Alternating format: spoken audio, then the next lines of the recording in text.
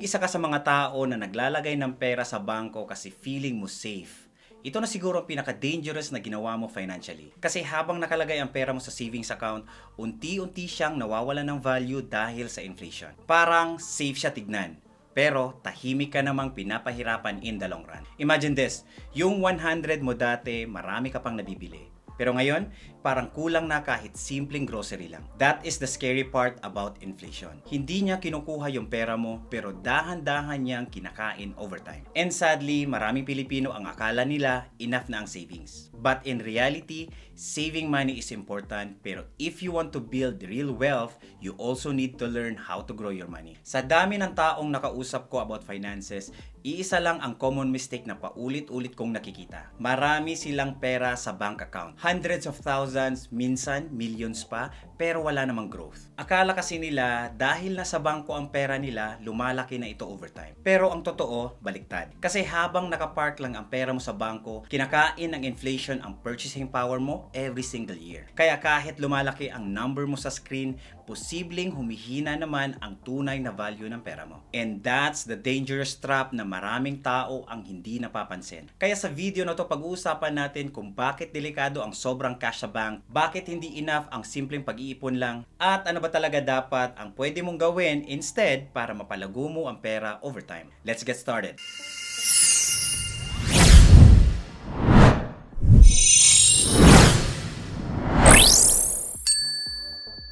Cash is the laziest worker. Imagine this, ikaw yung pagod sa pagtatrabaho, overtime, stress, puyat, gumigising ng umaga, umuwi ng late, lahat ginawa mo na para kumita lang ng pera at makaipon. Then finally, nakasave ka na ng 100,000. So ang ginawa mo, nilagay mo siya sa bank account at hinayaan mo doon kasi feeling mo safe naman. Then after 1 year, chinek mo yung account mo. 100,000 pa rin.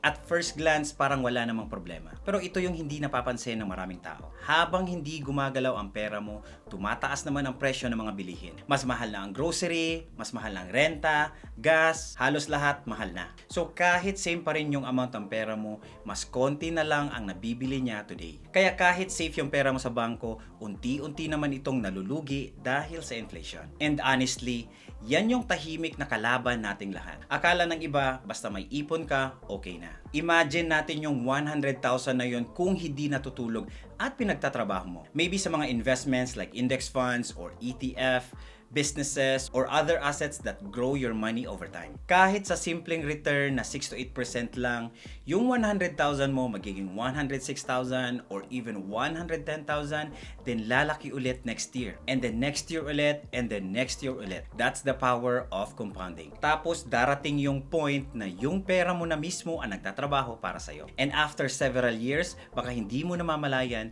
doble na pala yung capital mo. Yun ang difference ng pera na natutulog versus pera na nagtatrabaho. Pero paano naman yung emergency fund? Now baka sabihin mo, di ba importante din ang emergency fund? And yes, absolutely. Kailangan natin ng emergency fund. Hindi natin sinasabi na uubusin lahat ng pera mo or ilalagay sa investment. Mahalaga pa rin ang emergency fund para meron kang safety net. Kasi hindi natin kontrolado ang buhay. Pwedeng mawalan tayo ng trabaho, magkasakit, magkaroon ng emergency sa pamilya, o bigla ang unexpected na expenses. That's exactly why emergency fund exists. Pero ito yung tanong, gaano ba talaga kalaki ang kailangan? Simple lang.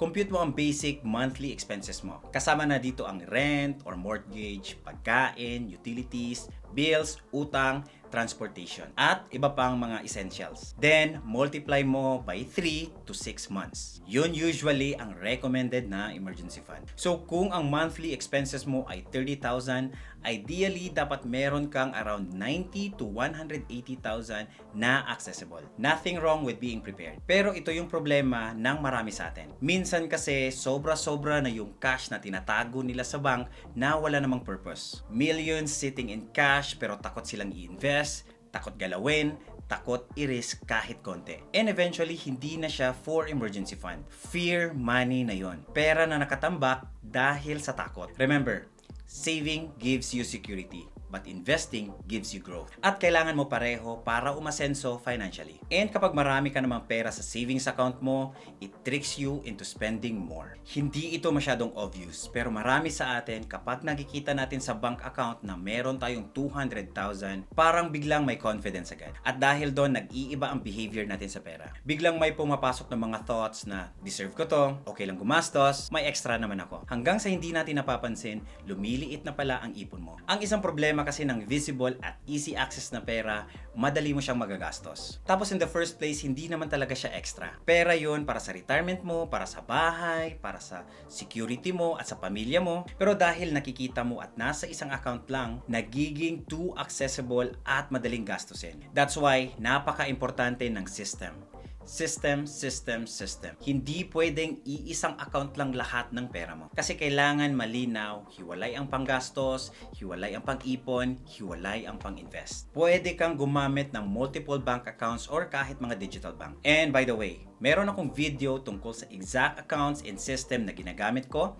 Check mo na lang, baka makatulong sa'yo. Kasi kapag organize ang pera mo, mas klaro rin ang decision mo. At mas nababawasan yung temptation na gagalawin yung dapat hindi gagalawin. Remember this, hindi ka lang dapat marunong mag-ipon. Kailangan marunong ka rin mag-control sa sarili mong gastos. Kasi kahit gaano kalaki ang kinikita mo or income, kung wala ka namang sistema, madaling mawawala ang lahat. And dapat nating maintindihan na may limit din ang proteksyon ng bank. Isa pa sa hindi alam na maraming tao, hindi infinite ang proteksyon ng bangko. Yes, safe ang bank compare sa pagtatago ng pera kaysa sa bahay. Pero may limit pa rin kung magkano ang insured. So kung sobrang laki ng cash mo sa isang account lang, may certain level of risk pa rin. At again, hindi ibig sabihin masama na ang bangko. Banks are important sa mga kailangan natin like cash for emergencies, bills, and short-term goals. For example, kung may pera ka na gagamitin mo within few years or few months like tuition, travel, pang down payment, or emergency fund,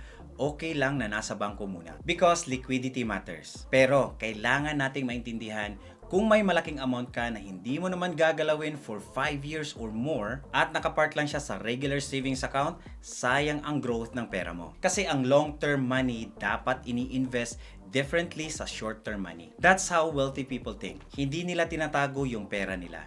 Pinapagalaw nila ang pera nila para dumami ito over time. At isa pang kailangan nating malaman, mas nagiging easy target ka. Kapag sobrang dami ng cash mo na naka-idle lang, mas nagiging vulnerable ka sa mga scams at frauds. And let's be honest, mas advanced na ang mga scammer ngayon. Hindi na sila yung obvious na scam na text messages lang. Ngayon, sobrang convincing na nila. Meron na silang fake bank calls, fake investment, fake platforms, fake links, mga AI-generated voices, minsan pati websites. Mukhang legit na talaga. At ang scary part, hindi lang beginners ang nabibiktima nila.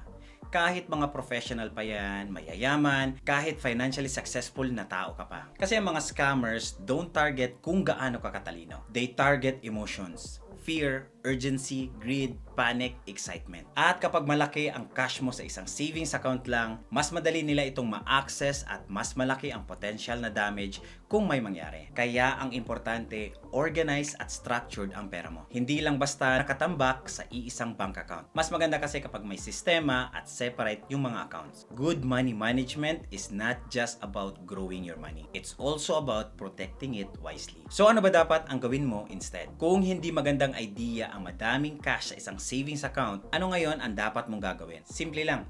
You need a system. Hindi yung basta save lang ng save without direction. Here's a simple framework. Step 1. Alamin mo kung magkano ang emergency fund mo. First, compute mo muna kung magkano ba talaga ang monthly expenses mo.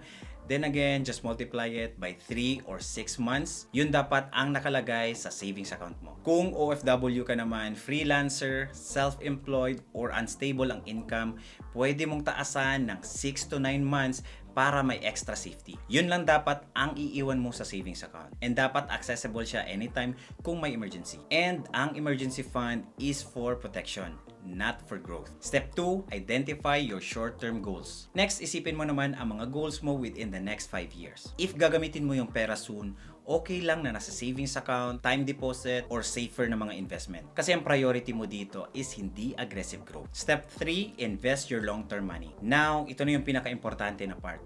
Yung pera na hindi mo gagalawin for 5 or 10 years or even more, hindi lang dapat natutulog sa bangko. That money should be invested. At hindi mo na kailangan i-complicate ang investing sa stock market.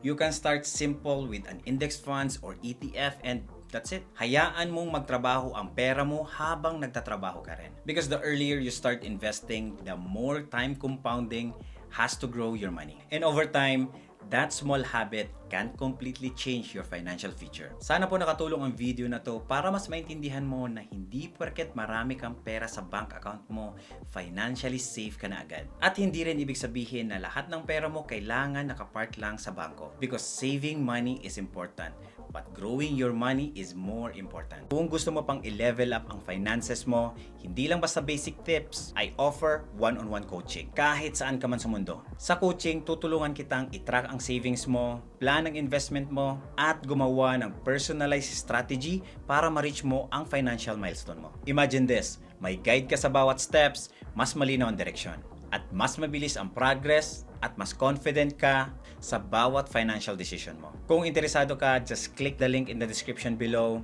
at mag-book ng session. Kahit nasaan ka man sa mundo, pwede pa rin tayong mag-work together para unti-unti mong ma-achieve ang goal ng financial freedom.